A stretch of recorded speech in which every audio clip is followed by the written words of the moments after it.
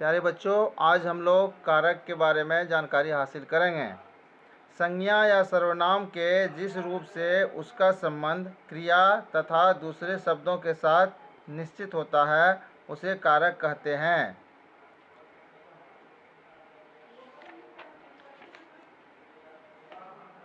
कारक के भेद। कारक के 8 भेद होते हैं। कर्ता कारक, कर्म कारक, करण कारक, संप्रदान कारक, आपादान कारक, संबंध कारक, अधिकरण कारक, संबोधन कारक। यहाँ पे ये अब कर्ता कारक क्या है? संज्ञा या सर्वनाम का जो रूप क्रिया करने वाले के बारे में बताए उसे कर्ता कारक कहते हैं। जैसे सीमा ने साइकिल चलाई, ऋषि ने यज्ञ किया। कर्म कारक। कर्म कारक के बारे में एक उदाहरण दिया गया है। सविता ने माताजी को बताया। सुदेश ने चोर को पकड़ लिया। संज्ञा या सर्वनाम के जिस रूप पर क्रिया का प्रभाव या फल पड़े उसे कर्म कारक कहते हैं।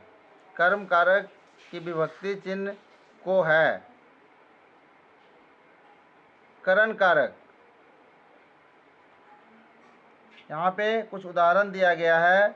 मामा जी रेलगाड़ी द्वारा दिल्ली गए। कारीगर ने आरी से लकड़ी काटी। वाक्य में कर्ता के कार्य करने का साधन करण कारक कहलाता है। संप्रदान कारक। मंजू पूजा के लिए फूल लाए। पिता बेटे के लिए साइकिल लाए। वाक्य में जिस संज्ञा या सर्वनाम पद के लिए कार्य किया जाए या कुछ किया जाए उसे संप्रदान कारक कहते हैं। आपादान कारक। आपादान का अर्थ है अलग होना। जहाँ से कोई वस्तु अलग हो जाए उसे आपादान कहते हैं। उसका विभक्ति चिन्ह से है। जैसे पेड़ से आम झड़ गए, बूढ़ा बस से गिर गया।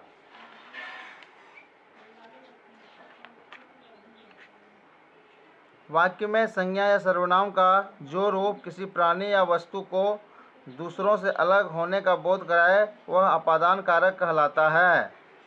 कुछ उदाहरण यहाँ पे दिया गया है। संबंध कारक। वाक्य में जो पद एक संज्ञा या सर्वनाम का दूसरी संज्ञा या सर्वनाम के साथ संबंध बताए उसे संबंध कारक कहते हैं। जैसे यहाँ पे उदाहरण दिया गया है। अधिकरण कारक।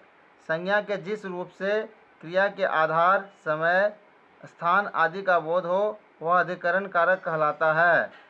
जैसे परीक्षा भवन में छात्र बैठे हैं, पेड़ पर चिड़िया चहचहा रही है। संबोधन कारक। वाक्य में संज्ञा अथवा सर्वनाम के जिस रूप से किसी को पुकारने का भाव हो वह संबोधन कारक कहलाता है। जैसे हे ईश्वर सबकी रक्षा करो, अरे तुम कब आए। प्यारे बच्चों, यहाँ पे एक ध्यान देना होगा कि 1 से लेकर 7 तक के जो कारक हैं वो वाक्य के बाद में प्रयोग होते हैं, लेकिन संबोधन कारक 8वां कारक जो है इसमें हमेशा वाक्य से पहले प्रयुक्त किया जाता है। अब इसको हम लोग एक बार तालिका के द्वारा समझने का प्रयास करेंगे।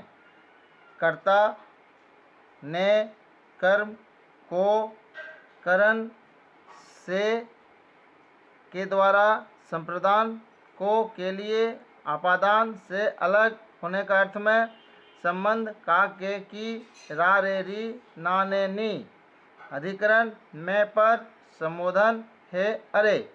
साथ ही साथ बच्चों लक्षण, पहचान एवं उनके प्रयोग के बारे में बतलाया गया है।